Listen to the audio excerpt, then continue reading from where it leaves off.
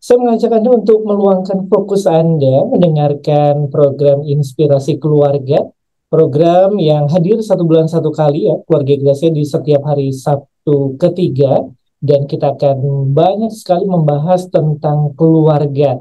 Tentunya saya percaya Anda diberkati dengan program ini dan merupakan program kerjasama antara Radio Suara Gracia FM Cirebon dan juga Family First Indonesia. Dan hari ini kita kembali bersama dengan Ibu Krisna Dewi Maharti MTH. Siapa yang sudah kangen dengan suara beliau yang tentunya akan bisa memberkati Anda juga keluarga Gracia lewat obrolan kami di siang hari ini. Dan Anda juga bisa langsung ke TikToknya Radio Suara Gratia ya. Kami live dan tentunya Anda bisa bertanya. Ada special gift juga hari ini untuk 2 orang yang memberikan pertanyaan terbaik. Nanti kami akan pilih di bagian akhir dari program ini. Dan khususnya Anda yang berdomisili di kota Cirebon, Anda bisa gabung lewat WhatsApp-nya 0817 222 959. Pastikan keluarga Gracia kurang lebih selama 40 sampai dengan 45 menit ke depan Anda bisa bergabung. Ada 2 pemenang nanti ya, yang akan kami berikan satu buku dengan judul Family First. Ini tentang pedoman-pedoman di dalam kehidupan keluarga yang pastinya akan memberkati Anda. Jadi pastikan Anda untuk bergabung siang hari ini untuk ikut bertanya juga keluarga Gracia. Kita langsung menyapa untuk narasumber kami yang begitu setia di Family First Indonesia dalam program Inspirasi Keluarga. Ada Ibu Krisna Dewi. Selamat siang, Shalom Bu. Selamat siang, Shalom Kak Leo. Luar biasa, semangat terus Bu, sehat? Ya, puji Tuhan, sehat, semangat selalu harus semangat. Yes. Di tengah aktivitas yang begitu banyak, jadi kita ngobrol-ngobrol di keluarga Ya. Gracia. Ibu Krisna cukup banyak aktivitas yang ada. Wah, luar biasa pokoknya, ikut ini, ikut itu, harus ke sana memberkati banyak orang gitu ya. Oke, Bu Krisna Dewi, sebelum kita berbincang-bincang, ada pastinya mungkin pendengar juga yang belum kenal lebih dekat lagi gitu ya, bisa memperkenalkan diri juga. Silakan Bu.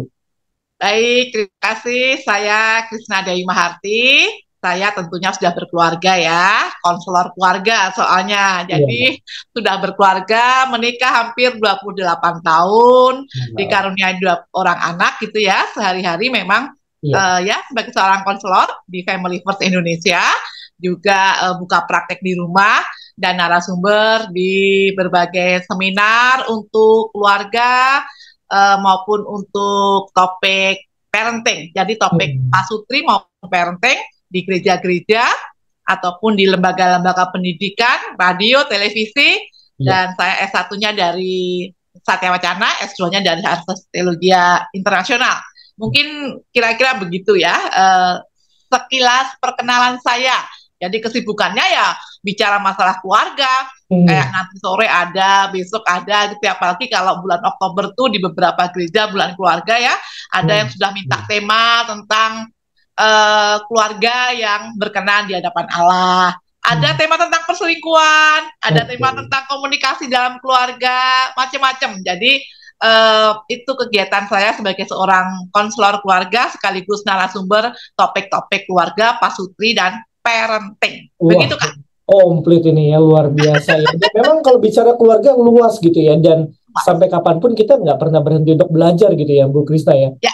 Nggak pernah basi masalah keluarga, karena masalah keluarga itu kan seumur hidup ya. Iya. Dan semua orang bagian keluarga. Kak Leo juga bagian keluarga. Sebagai anak maupun sebagai mungkin suami, orang tua, ya itu kan semuanya keluarga. Jadi masalahnya semakin lama semakin rumit, semakin beraneka ragam, sehingga buat saya itu challenge ya, sebuah tantangan tersendiri untuk bisa mendalami lagi dan memahami masalah-masalah keluarga. Iya, wah, luar biasa. Tapi Bu Krisna, bicara tentang keluarga, terdiri dari beberapa personal gitu ya, terdiri dari ayah, ibu, anak, kemudian orang tua juga mungkin di dalamnya yang tinggal bersama-sama gitu ya. Ada sebuah apa ya, namanya kekhawatiran gitu, yang terkadang membuat setiap personal itu lemah gitu ya. Dan ini yang kita akan bahas juga salah satunya dengan topik stand strong. Jadi memang kita nih harus apa ya, berkeyakinan teguh, berdiri kuat gitu ya. tidak terlepas dari keutuhan sebuah keluarga itu sendiri. Kenapa kita perlu mendalami tema ini sih Bu sebenarnya? Ya, akhir-akhir ini banyak orang yang rapuh ya. Rapuh Hmm. tuh boleh dalam hal iman. Dia Mhm. kemudian meninggalkan persekutuan-persekutuannya, meninggalkan keimannya, jarang berdoa, dan Hmm. kemudian memakai cara-cara sendiri, ya, yang merasa dia mampu, padahal sebetulnya dia rapuh. Gitu ya. Hmm. Sehingga efeknya kan kemudian banyak orang putus asa, Hmm. mengeluh, menggerutu, nyalain keadaan, nyalain Hmm. suami, nyalain istri, nyalain nenek moyang, anak-anak gitu ya. Karena itu sebetulnya bukti kalau kita nggak kuat secara karakter. Kalau Hmm. kuat kan kita bisa tenang, dengerin dulu, cari solusinya apa, bukan kemudian gerasa gerusu, nyalain orang, nyalain keadaan, atau bahkan mungkin ekstrimnya bisa mengambil tindakan yang sangat bodoh untuk bunuh diri misalnya. Itu kan fenomena yang ada, Iya. menunjukkan bahwa imannya nggak kuat. Hmm. Karakternya itu nggak kuat untuk bagaimana saya ini pemenang untuk setiap situasi, saya pasti bisa. Karena Hmm. saya nggak sendirian, saya ada Tuhan yang menolong. Saya harus belajar ikhlas ketika ada persoalan yang menyakiti, saya belajar mengampuni. Iya. Saya harus menjadi orang yang tidak boleh membalas dendam. Saya tidak Hmm. boleh kemudian mau pukul istri, hajar suami. Kan sekarang banyak juga yang Iya, seperti itu. beberapa kasus Hajar ya. anak-anak. Itu menunjukkan mental-mental yang lemah. Mental yang Hmm. lemah yang tidak kuat.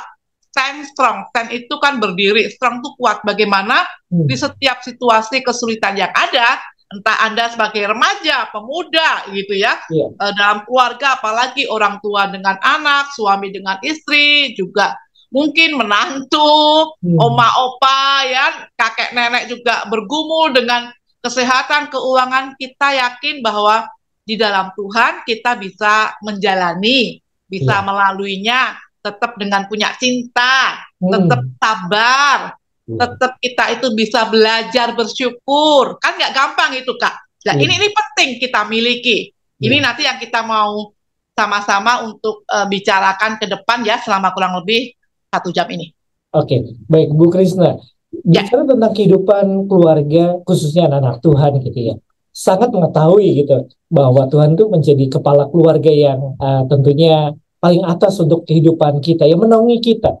Tetapi tidak sedikit juga, mohon maaf, tidak sedikit juga yang pada akhirnya keluarga-keluarga yang rapuh gitu ya. Sebelum kita bicara tentang keutuhan keluarga, apa sih sebenarnya yang membuat setiap personal itu rapuh? Apakah hanya sekedar ekonomi, ataupun mungkin justru ada faktor-faktor yang lain sebenarnya yang membuat setiap personal dalam keluarga itu memiliki kerapuhan itu, Bu? saya pernah baca bukunya Bapak Paul Gunadi. Dia seorang konselor juga ya, orang luar biasa. Bukunya banyak ya, siaran-siaran di radionya, ceramahnya banyak kali memberkati banyak keluarga-keluarga. Dia menulis buku tentang bantal keluarga. Bantal Hmm. kan penyangga ya. Iya, Kalau kita benar. tidur pakai bantal untuk menyangga supaya nggak jatuh, kepala nggak miring ke kanan, ke kiri, nggak terpelesok gitu ya, nggak Iya. terpelosok untuk jatuh ke terjerembab gitu ya. Penyangga. Jadi penyangga itu kayak fondasi juga gitu ya. Fondasi dan keluarga itu supaya nggak rapuh gitu ya, nggak Hmm. banyak yang kemudian putus asa. Tadi kan dikatakan Tuhan kepala keluarga, tapi banyak keluarga yang rapuh karena dia tidak menggunakan bantal tadi. Nah, dalam buku itu disebutkan bantal itu tentang kesetiaan, tentang iman, tentang komunikasi, tentang komitmen, diantaranya itu ya.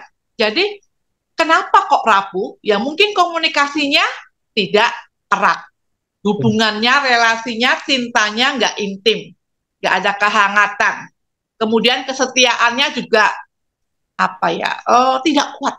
Hmm. Kesetiaannya terganggu mungkin, Iya. tidak kokoh, sehingga kadangkala mungkin mengutamakan pekerjaannya, Hmm. ya, mungkin mengutamakan bisnisnya, bahkan menyepelekan istrinya, pasangannya, suaminya karena kesibukannya, kesetiaannya luntur karena mungkin juga terbagi dengan yang lainnya. Jadi pondasi-pondasi tentang komunikasi, tentang komitmen bahwa dalam suka, duka, sakit, sehat, berkekurangan, berlimpahan, aku tetap ada di sampingmu. Aku siap sedia nih menolong kamu. Ya, apa yang membuat kamu bahagia itu menjadi bagian pikiranku. Apa yang membuat kamu tenang, saya usahakan. Itu kan harusnya ada dalam keluarga. Tetapi menjadi rapuh ketika itu nggak ada. Kesetiaan nggak ada, komitmen nggak ada, masa bodoh lah, yang penting gue nikah. Ya, yang penting gue nikah. Makanya kadang-kadang ada, Bu, saya nggak kuat, Bu, saya nggak kuat dengan suami saya. Betul, ya, kita itu nggak kuat kalau hanya sendirian.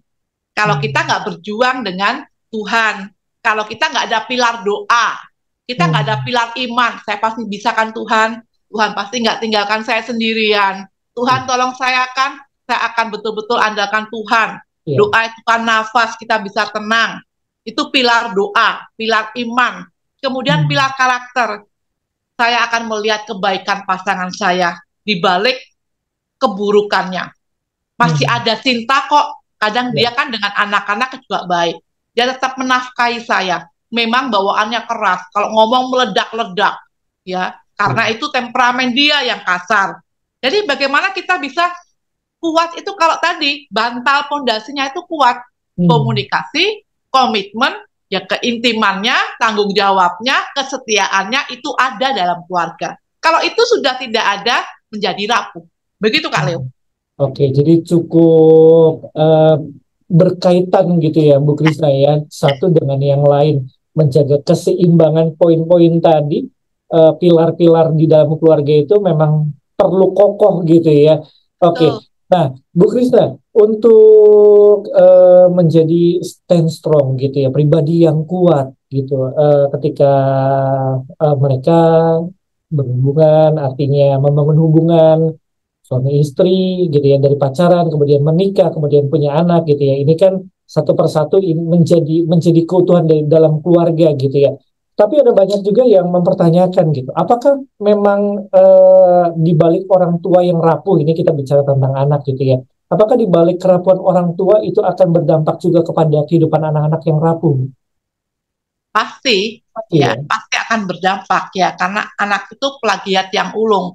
Misalnya bapaknya kemudian gampang marah-marah, itu kan rapuh sebetulnya, dia nggak kuat, ngapain mesti marah sebetulnya kalau nggak perlu marah.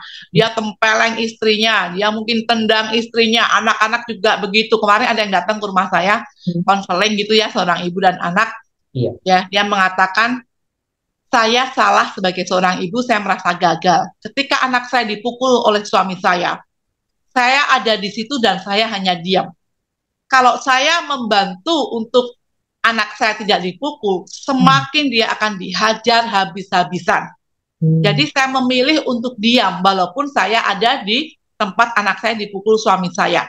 Sehingga anak itu trauma, kebencian, teriakan, itu buat dia sudah menggetarkan hati dia. Sudah membuat dia ketakutan sekali. Kemarin ibunya minta maaf ya nak, saya nggak bisa melindungi kamu, karena ketika mau melindungi kamu, bukan hanya kamu yang dipukul semakin keras, tetapi saya juga akan habis-habisan dipukul. Jadi pilihannya cuma hanya melihat anaknya dipukul oleh suaminya. Nah, ini yang sebetulnya membuat anak itu menjadi pertama juga takut menikah.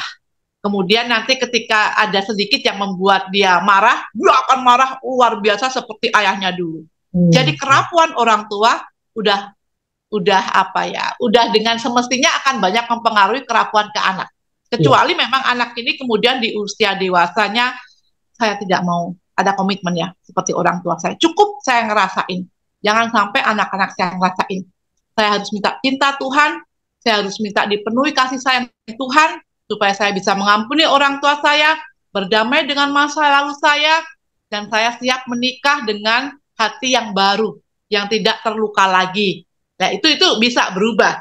Tetapi kalau dia masih memendam kebencian di masa lalunya, sudah masih ketakutan, trauma, dengar teriakan, kemudian dia juga gampang sekali marah, nah ini tentu akan sangat berpengaruh ketika nanti dia tumbuh kembang, maupun membangun hubungan dalam pernikahannya. Pengaruhnya sangat besar sekali.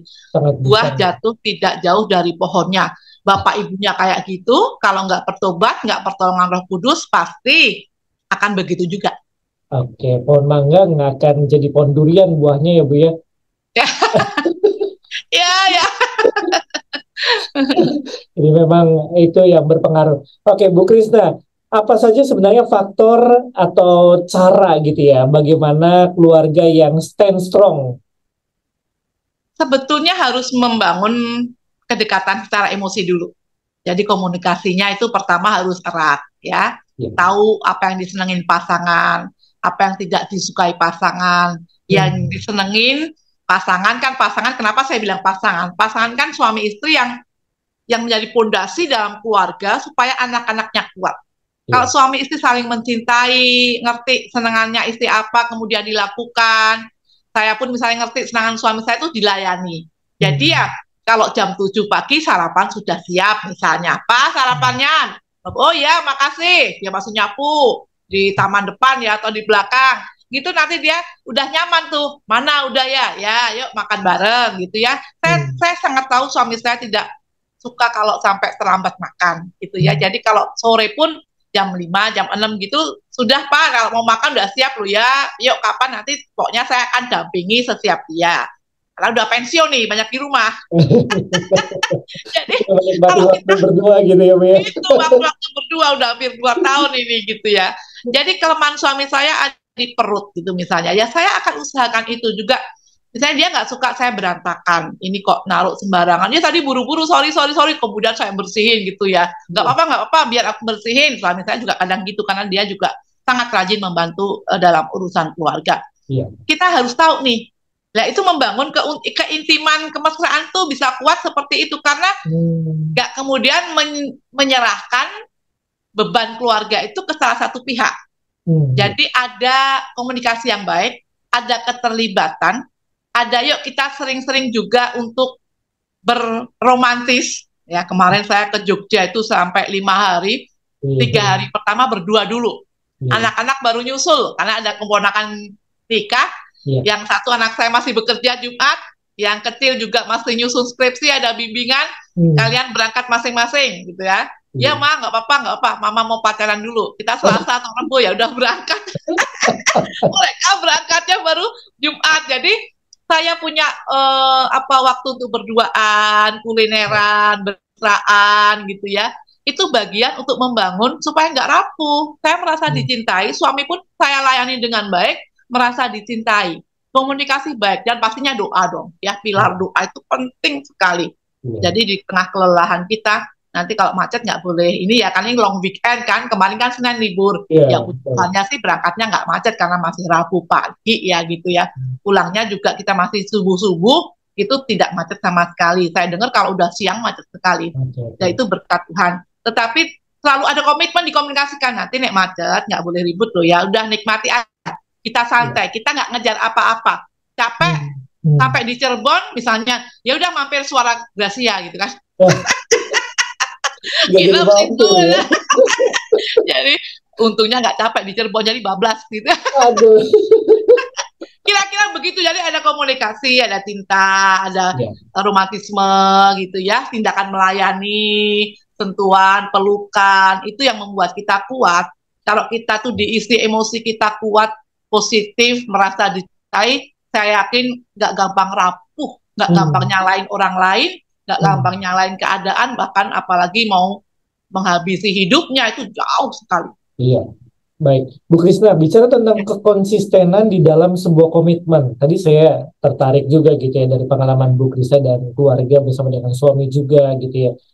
Ketika memang salah satu pasangan sudah diketahui nih, kira-kira kelemahannya di mana, atau memang bahasa cintanya sudah kita ketahui gitu ya. Tetapi banyak salah satu pasangan juga mungkin bilang, ya udah bertahun-tahun kok masa nggak ngerti-ngerti gitu ya. Atau yang mau ngertiin saya dulu, hari ini saya capek gitu ya. Ketika menyiapkan mungkin makan sore, makan malam, atau makan pagi gitu ya. Ada mungkin di satu saat mereka minta dimengerti bahwa saya ini lagi capek gitu ya. Tetapi kekonsistenan di dalam komitmen itu gimana sih sejauh ini selama bertahun-tahun Bu Krisna berkeluarga juga gitu ya, supaya memang keluarga Gracia bisa belajar menyerap juga sesuatu yang mungkin bisa dibagikan. Oke, Suara Gracia, sebetulnya saya juga bukan wanita yang sempurna. Kadang-kala juga lelah, capek. Kadang-kala tidak melakukan fungsi saya, peran saya, jujur gitu ya. Tetapi yang penting kan dikomunikasikan. Pak, aku nggak masak lo ya. Kamu kalau memang lapar, cari nasi goreng sendiri atau mie atau warteg deh, ya nggak apa-apa gitu ya. Jadi kadang-kala di tengah kelelahan dan kesibukan saya juga tidak menyediakan apa-apa. mungkin rumah juga berantakan, tetapi saya komunikasikan, tadi saya belum sempat itu nyuci baju atau nyuci piring habis makan pagi tadi, kayaknya berantakan deh. Nanti kalau kamu pulang jangan kaget ya, itu masih berantakan banget rumahnya misalnya. Ya itu saya komunikasikan. Jadi konsisten itu memang penting sekali karena itu bagian dari tanggung jawab dan peran kita. Tetapi jika kita ada kalanya nggak bisa konsisten, yang penting dikomunikasikan dengan baik. Ya, yang penting minta maaf. Itu supaya tetap ada pengertian satu sama lainnya. Istilahnya kayak orang punya permisi loh ya, aku nggak siap nih, nyiapin nanti kamu beli sendiri. Kalau saya kan selalu menyediakan ada tempat gitu ya, uang yang memang untuk ketika ada anak suami itu butuh, tidak banyak ya, tapi hanya cukup untuk dia mau beli, misalnya mau beli kopi kayak atau beli makanan dengan pesen. Jangan sampai saya nggak ada, kemudian juga tidak ada fasilitas yang bisa untuk membuat mereka memenuhi kebutuhan dia, ya. Kayak misalnya hal-hal sabun, sampo. Kalau masih tinggal satu botol, saya udah beli lagi. Jangan sampai kehabisan. Ini samponya kok ya, gitu. Kalau saya bilang saya beli 2 atau beli untuk sekali orang itu ya 3. Tapi nanti begitu sudah tinggal setengah atau 1, saya pasti akan beli. Sehingga jangan sampai odol, minyak, sabun, sampo itu kayak barang kecil gitu aja kekurangan. Kan ada yang orang tidak aware di situ. Ya, tidak perhatian. Nah, kalau dia seperti itu perhatian, apalagi di masalah makanan. Kan kelihatan kan saya ini orang yang doyan makan. jadi kalau untuk diri sendiri terpenuhi, pasti orang-orang terdekat juga terpenuhi. Halo, Mas Kak Leo mau ke sini, saya jamu makan, ayo. Waduh, asik ya, siap Bu. Ya, jadi memang kekonsistenan di dalam komitmen itu salah satu faktor utamanya komunikasi ya Bu ya. Jadi boleh gitu, sesekali mungkin Bu Krista tadi bilang, terkadang mungkin tidak melakukan fungsinya gitu. Kita semua pasti pernah melakukan itu ya, keluarga Gracia, tetapi komunikasikan dan juga ada solusi. Tadi ada uang yang disimpan gitu ya, kemudian mengatakan bahwa ya bisa juga hari ini lagi nggak sediakan makan. Jadi keluarga Gracia, komunikasi itu penting dalam kehidupan keluarga ya. Silakan Anda yang mau bertanya, keluarga Gracia kami sediakan juga untuk 2 orang penanya terbaik. Kami akan berikan masing-masing buku dengan judul Family First yang tentunya bisa memberkati Anda. Ini satu WhatsApp nih Ibu Krista yang sudah saya terima juga dari Ibu Susan. Selamat siang Kak Leo dan Ibu Krishna. Saya seorang ibu dengan 2 orang anak laki-laki dan perempuan, sudah usia SMP.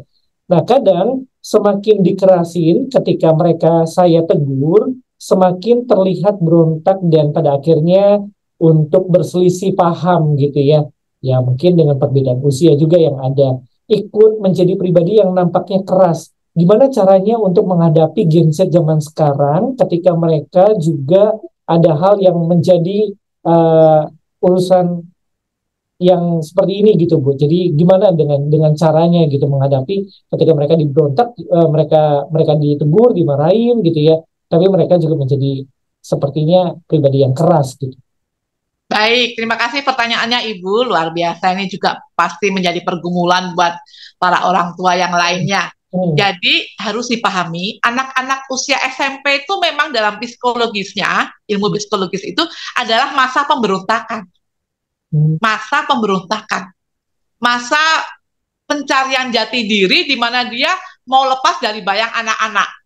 Makanya sudah bertumbuh nih pikirannya, pendapatnya. Gak heran kalau dia, aku gini, mama sudah gak usah lah mama, aku gak mau ikutin mama, aku dengan caraku sendiri. Bahkan kemudian berani melawan gitu ya dengan pendapatnya, dengan kengeyelannya. Dia ada di masa pemberontakan. Dia bukan anak-anak yang bisa 100% lagi kita atur dan ngikutin nasihat kita. Jadi kita orang tua yang harus berubah. Dia bukan anak kecil lagi. Dia layak kita dengerin. Ketika pendapat dia beda dengan kita dan itu tidak berbahaya, bijak juga kalau kita mengizinkan anak untuk melakukan sesuai passion dia, ya. Jadi orang tua Suara Gracia harus paham ketika anak SMP itu masa pemberontakan, nanti akan semakin dia dewasa juga akan lebih mendengarkan. Cuman karena dia sekarang sedang bertumbuh, masa peralihan dari anak-anak menuju dewasa, dia mau dianggapnya sebagai, aku ini udah beda loh, Mak. Aku punya pikiran loh. Ini loh, menurutku tuh lebih bagus seperti ini. Udahlah, Mama jangan ngeyel. Ini lebih bagus deh. Mama diem aja deh. Ya, itu bagian dari apa ya? Ingin menunjukkannya bahwa aku itu sudah punya pendapat. Aku ini laki-laki, remaja, wanita, gadis yang sedang bertumbuh. Jadi Mama tolong juga hargai dong. Kira-kira begitu. Kalau Anda sebagai orang tua tidak paham, ya tentu akan jadi konflik. Ya, kok kamu kok jadi ngeyel sih? Mama sakit hati loh kamu kalau kamu ngomong sama orang tua kok caranya begitu. Padahal dunia anak biasa-biasa aja seperti itu karena teman-temannya mungkin juga seperti itu. Jadi kita menjadi parents itu akan baik kalau juga lentur, luas, ya dinamis, kita tidak kaku. Oh begitu ya, padahal mama pinginnya begini. Enggak lah, enggak mau aku. Ya udahlah kalau memang kamu enggak mau. Selama itu tidak melanggar firman Tuhan, dia punya pilihan lain, pendapat lain, saya pikir kita lebih bijak kalau mengizinkan dia. Tetapi kalau melanggar firman Tuhan, kita kasih tahu akibatnya. Nggak bisa begitu, karena akan 1, 2, 3, 4, 5. Tapi sepanjang itu menjadi passion dia, gairah dia, semangat talenta dia, pemikiran dia, ya itu kita coba lebih banyak dengerin. Kira-kira begitu masukan dari saya. Basic firman Tuhan itu tetap jadi dasar gitu ya, Bu ya. Selama itu tidak keluar dari hal tersebut, kita orang tua harus bergerak secara dinamis juga ya, mengerti situasi dan kondisi yang ada ya. Oke, baik, Ibu Krista, untuk pertanyaan selanjutnya nih ya, kenapa keluarga itu harus kuat dan kenapa itu menjadi sesuatu hal yang paling penting sebenarnya di dalam kehidupan keluarga? Ya, bayangin ya kalau keluarga itu nggak kuat, istilahnya seperti pondasinya pasir atau berbatuan yang tidak kokoh gitu ya, itu kan mudah rapuh, mudah hancur, bisa terjadi perceraian, bisa terjadi tindak-tindakan kekerasan yang seenaknya sendiri, bisa suami pukul anak, pukul istri, istri juga bisa menghina suami seenaknya sendiri, ujung-ujungnya kan pecah. Ya kayak kapal itu bisa pecah, berantakan, nanti nggak jelas sih anak mau kemana. Ya, bisa ke narkoba, bisa ke seks bebas, bisa ke tindakan-tindakan kriminal, kemudian bisa menjadi orang-orang yang sangat arogan, yang tidak taat dengan hukum, yang maunya sendiri semenang-menang, menjadi, maaf kata ya, kriminal-kriminal, penjahat-penjahat yang kelas-kelas kakap, korupsi, pembohong, itu kalau tidak kuat di dalam Tuhan, dalam iman, tidak kuat dalam karakter cinta kasih, dalam hubungan ya, tidak kuat dalam doa-doa. Jadi bagaimana kuat, stand strong itu dalam iman, dalam kekuatan karakter kita mencintai, juga daya juang yang never give up, tidak mudah menyerah. Orang yang mudah menyerah itu kan ketika kemudian cuma nyalahi keadaan, aku kan maunya begini, lu sih kayak gitu, udahlah terserah lu, wah gitu kan, ada terserah kamu dah, kemudian akhirnya aku nggak ikut-ikutan, wah gayanya nggak ikut-ikutan, padahal dia sendiri nggak mau bertanggung jawab, kan banyak orang seperti itu, masa bodoh deh, nah itu kan egois sekali, itu orang-orang yang sebetulnya rapuh, gayanya keras sih, tapi sebetulnya dia rapuh, tidak mengerti cara solusinya, bagaimana harus bijak.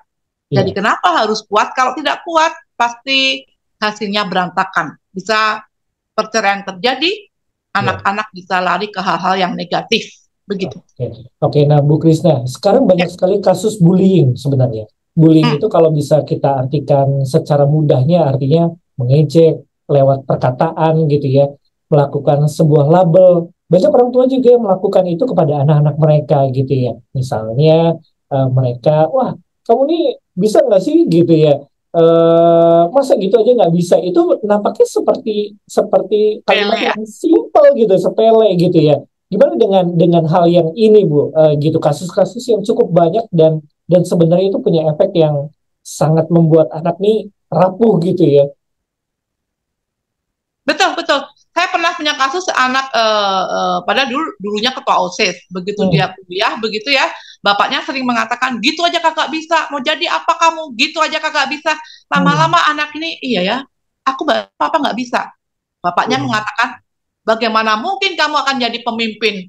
Dia juga mikir, padahal dia pelayanan bagus di gereja gitu ya, kemudian ketua OSIS waktu SMA. Saya berarti nggak bisa ya jadi pemimpin ya. Saya ini berarti banyak kekurangan. Akhirnya dia menjadi overthinking, Iya. sering ketakutan, tidak percaya diri. Hmm. Kalau kemarin dari konseling ke rumah saya, masuklah kenapa? Saya bilang gitu, Hmm. kunci saya mana? Nggak ada di sini. Coba cari di itu tas kamu. Oh iya, ya Bu Krisna. Balik lagi. Apalagi saya bilang gitu. Handphone saya lah nggak ada loh di sini. Karena overthinking, ketakutan itu bolak-balik dari rumah saya untuk menuju ke mobilnya itu cari. Tadi yang pertama kunci, yang kemudian HP, macam-macam lah. Iya. Karena ketakutan dia selalu harus lihat dulu, selesaiin dulu, Hmm. kuncinya dicek dulu. Jadi apa-apa selalu dicemooh oleh bapaknya. Gitu aja nggak bisa, gitu aja nggak bisa. Ada Iya. juga yang dicemooh oleh ibunya. Hmm. Kamu ya gendut banget. Aduh. Siapa yang mau sama kamu? Udah gadis kok makan melulu, gendut, hitam nanti nggak ada yang mau loh. Wah, Hmm. ternyata sakit hati. Iya. Dia tunjukin ke mamanya, ada yang mau nih. Tapi ya itu berandalan, tidak kuliah, tidak kerja, merokokan, mabuk. Loh, mamanya jadi kaget. Iya. Jangan kayak gitulah cari jodoh. Kata mama kan nggak ada yang mau. Ini loh ada yang mau.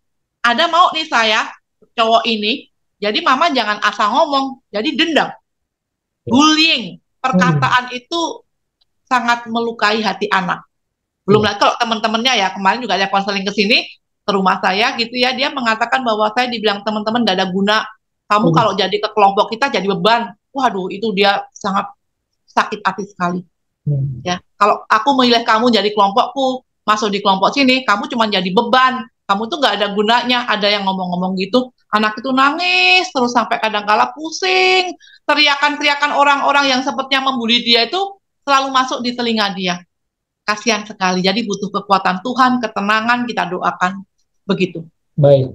Jadi hati-hati dengan ucapan gitu ya, walaupun mungkin nampaknya sepele, Ya, dampaknya ya Bu ya, begitu luar biasa menghancurkan gitu ya karakter anak-anak yang sebenarnya Tuhan sangat mengasihi mereka gitu ya. ya, Baik, Bu Krista, ini ada dari Ibu Anita juga yang menanyakan bahwa saya sebagai ibu dengan 3 orang anak, dengan penghasilan yang pas-pasan, bagaimana caranya mengajarkan sebuah kesederhanaan karena mereka satu dengan yang lain melihat pertemanan dengan yang lain, melihat teman-temannya juga dengan ekonomi yang berbeda. Saya menginginkan untuk mereka belajar hidup sederhana, walaupun terkadang ada beberapa hal yang bisa saya kasih kepada mereka. Gimana, Bu?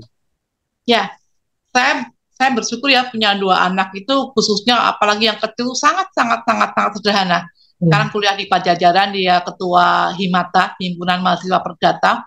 Dia udah nyusun skripsi. Kalau saya tanya, Dinda uangnya masih nggak pernah seumur pun dari awal kuliah minta. Tapi saya tahu diri sebagai orang tua, saya tahu ini kayaknya anak sudah menipis gitu ya. Hmm. Kadang saya akan bilang saya kirim 1 juta, saya kirim 500, apalagi bimbingan skripsinya di Jatinangor itu jaraknya 1 jam dengan di Bandung, dosennya kadang di Bandung. Oh. Jadi wah ini butuh wirawiri. Jadi anak ini ketika kemarin ke Jogja juga saya 5 hari dia 3 hari. Dinda Iya. ambillah apa yang untuk teman-teman, untuk kamu sendiri.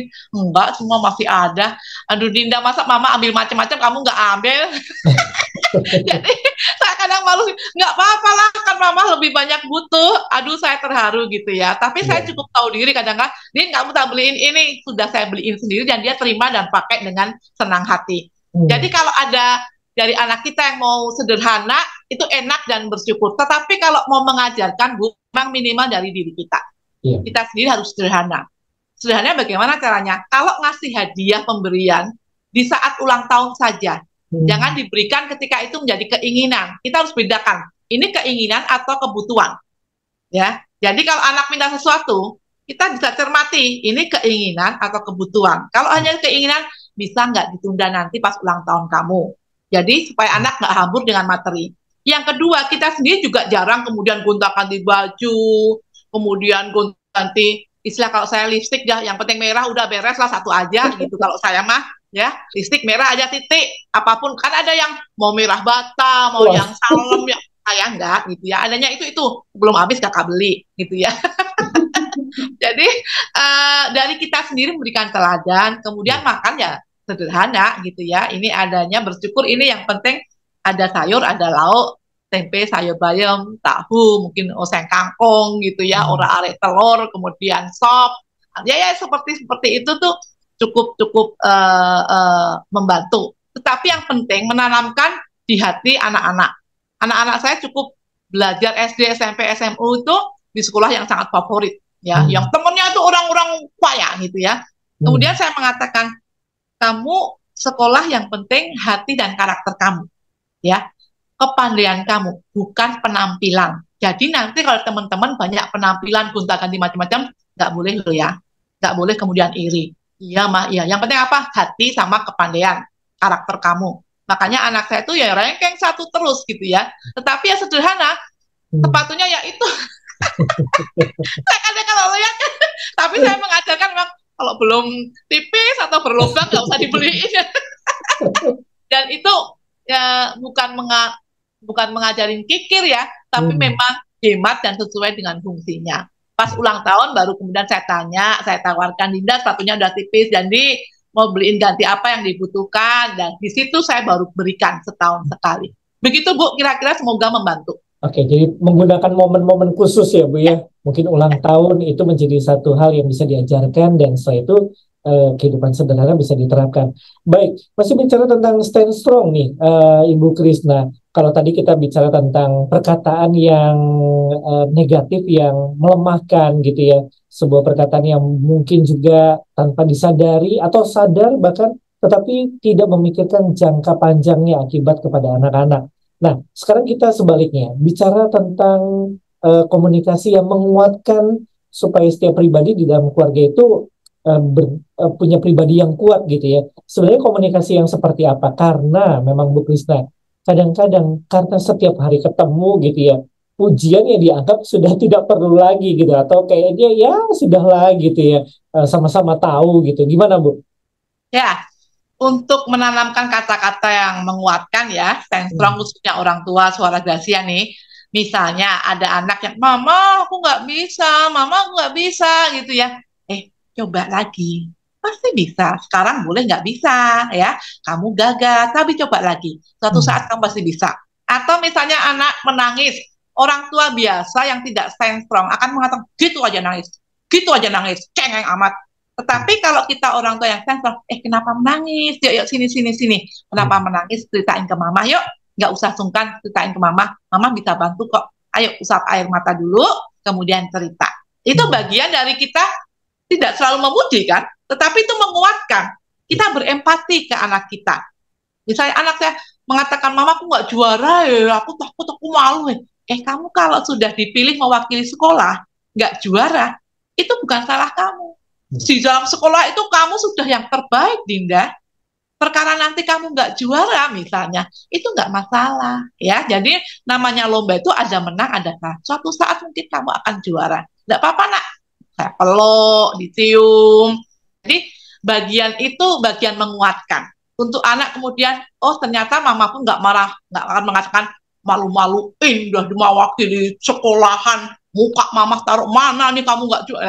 Itu yang nggak boleh. Jadi menguatkan itu macam-macam. Yang penting kita dengerin dulu, berempati. Kemudian kamu pasti bisa, ya. Kamu anak luar biasa. Sekarang gagal boleh, tapi next pasti kamu bisa, ya. Itu kemudian ya ucapan terima kasih pasti, thank you ya, kamu luar biasa, kamu tuh anak yang sekali dikasih tahu ngerti, bahkan juga melakukan yang lain. Nah itu juga perlu kita kalau dalam bahasa psikologi afirmasi, kata-kata menguatkan, ya begitu Kak.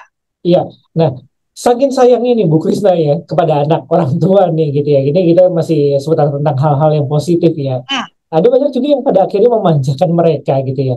Ketika mereka punya tugas yang begitu banyak di sekolah gitu, mungkin masih di usia SD atau SMP yang masih perlu dibantu beberapa tugas yang ada, sudah sini papa aja yang kerjakan atau mama saja yang kerjakan gitu ya.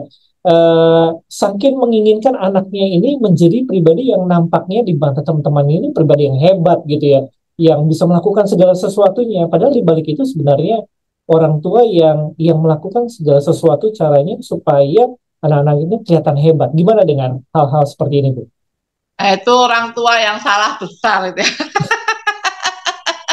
Itu orang tua yang membuat anak bodoh sepertinya menolong gitu ya, tetapi Hmm. itu kan mengkerdilkan anak. Harusnya kita melatih. Gini loh caranya. Coba coba kamu ulang deh. Caranya mama begini ya. Kamu supaya bisa mengerjakan seperti ini misalnya. Atau diajari ini tambah ini misalnya. Coba satu-satu dulu deh.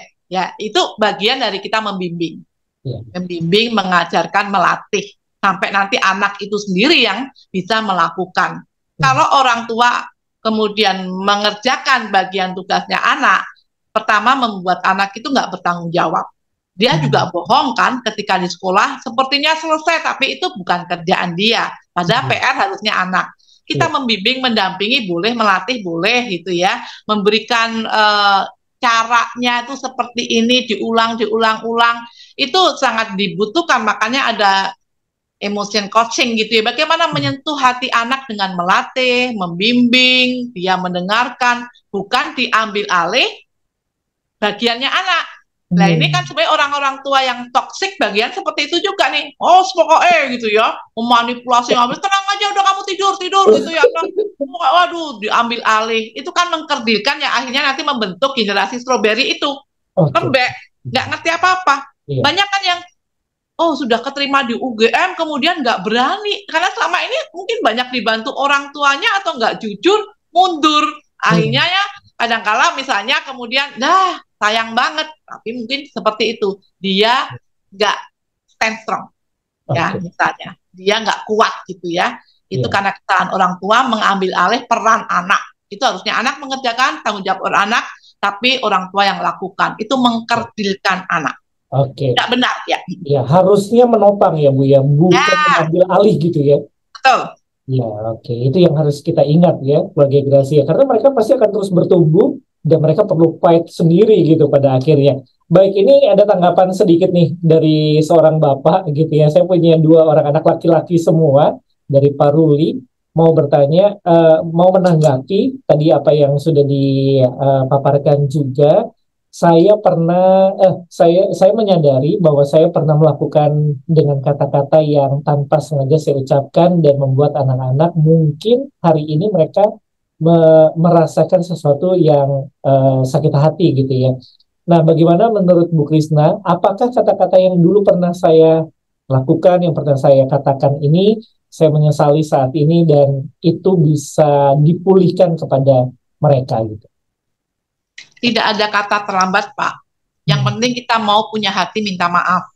Jadi kalau kita sudah mendengarkan siaran suara Gracia saat ini ya, inspirasi keluarga, dan Bapak sadar pernah melukai hati anak, ketika momennya baik, pas bareng-bareng gitu ya, atau satu-satu, karena dua anaknya kan pria Ya, semua. laki semua Coba ya. satu-satu, jangan berdua gitu ya. Pas baik, misalnya dengan kakaknya dulu, kita bisa ngomong, Kak, dulu papa kan pernah ngomongin kamu, Hmm. misalnya bandel amat, Hmm. nyesel punya anak kayak kamu misalnya. Kita Hmm. coba ingat-ingat kata-katanya dulu itu apa, Pak? Hmm. Kemudian kita ngomongin ke anak kita, Papa minta maaf, Iya. Papa salah dalam berkata-kata ke kamu. Mau ya minta maaf ya, mau Hmm. ya memaafkan Papa. Hmm. Tolong maafin Papa, Papa nggak ngerti, nggak benar dalam mendidik kamu. Tolong dengan kerendahan hati, dengan tulus, dengan serius. Tolong kamu maafin Papa ya, Hmm. Papa tidak akan mengulangi hal itu lagi. Kemudian lain waktu ketika dengan adiknya, misalnya pas suasana baik dengan adiknya, ngomong empat mata juga. Dulu Papa pernah ya ngomongin kamu bodoh misalnya, Iya. atau males, pemalas, jadi beban aja, apapun itu coba diingat kalimat yang menyakitkan itu apa, dan Hmm. Bapak ulang supaya anak itu ngerti, oh bapakku ngerti betul kesalahannya. Jangan Hmm. cuman maaf ya kesalahan bapak dulu. Anak akan dalam memorinya, lu ngerti nggak salahnya apa? Kesalahan Iya. dulu tuh banyak. Kamu ngomong apa dulu? Lah, bapak harus mengungkapkan. Iya. Papa ngomong ini, Papa pernah ngomong ini, saat kamu ulang tahun seperti ini, saat di rumah Om ini lah. Ingat coba kesalahannya itu apa Hmm. dan diomongin. Anak akan merasa, oh Bapak memang sadar bahwa waktu itu satu dua tiga itu salah. Hmm. Iya, iya, pasti kan gitu. Bener ya, jangan jangan terpaksa ya maafin Papa. Papa janji deh nggak akan ngulang. Iya, iya, ya udah. makasih ya, gitu. Kira-kira begitu. Baik, jadi tidak ada kata terlambat, tetapi Ya. ungkapkan secara detail gitu ya Bu ya. Apa yang disadari menjadi sebuah perkataan yang pernah diucapkan atau sikap yang Ah, salah, dan jadi, itu secara personal gitu ya, satu persatu bisa didatengin gitu ya. Oke, pertanyaan terakhir nih Bu Krista, sepertinya karena waktu yang terus berjalan dan sangat nggak kerasa ya ternyata ya. Ada Adakah yang membuat kegiatan-kegiatan yang dapat memperkokoh di dalam kehidupan keluarga atau pribadi lepas pribadi gitu? ya, pastinya sharing hati dari ke hati dengan bercengkrama ya, Hmm. kebersamaan, Hmm. dengan saling cerita tentang hal-hal yang lucu, hal-hal yang menjadi apa ya, keprihatinan hari itu. Tahu nggak tadi aku tuh begini-gini, ada apa mah misalnya gitu ya. Jadi komunikasi yang akrab, yang ringan, yang enteng di Ya, meja makan bersama. Jadi tradisi yang masih bagus dilakukan oleh keluarga untuk berkokoh itu adalah selain doa bersama ya makan bersama. makan bersama ya. Masih Makan efektif bersama. gitu ya Bu sampai sekarang Iya, gitu ya. makan kan enak, apalagi ada jus mangga, kopi, gula aren.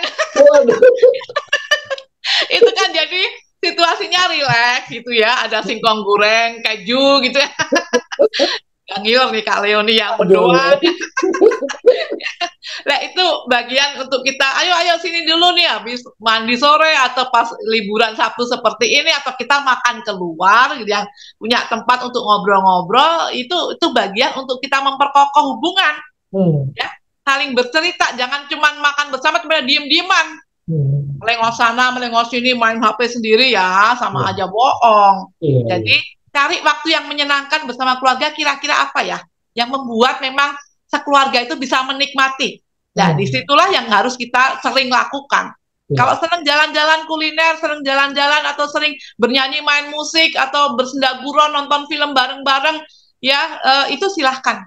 Yang membuat memang semua senang, itu passionnya satu keluarga, lah itu memperkokoh jalinan hubungan dalam keluarga, ditingkatkan, gitu Iya. ya, termasuk dalam membangun cinta, ya, membangun humor, Iya. ya, kemudian memberikan hal-hal yang memang disukai oleh keluarga. Kita kasih tahu dong, pasangan kita suka apa, anak kita suka apa, mari lakukan itu. Ya, ketika kita memberikan kebaikan demi kebaikan, berlimpah dengan cinta, mengandalkan Tuhan, ada kebersamaan, komunikasi yang ringan, tentu ini mempererat hubungan dan memperkokoh di dalam kehidupan keluarga. Begitu. Oke, wow, luar biasa ini ya. 1 jam yang pastinya menjadi inspirasi untuk Anda, para pendengar suara Gracia. Dan memang seperti tadi di awal kita juga perbincangkan bahwa bicara tentang keluarga itu cukup luas ya. Dan kita harus mau terus belajar setiap hari. Dan keluarga Gracia hari ini bersama dengan Ibu Krisna Dewi Maharti MTH sebagai konselor keluarga dari Family First Indonesia juga. Anda, saya percaya sangat diberkati dan mudah-mudahan apa yang menjadi perbincangan kita siang hari ini menjadi berkat. Bu Krisna, sebagai akhir penutup dari program Inspirasi Keluarga, mungkin ada closing statement yang bisa disampaikan.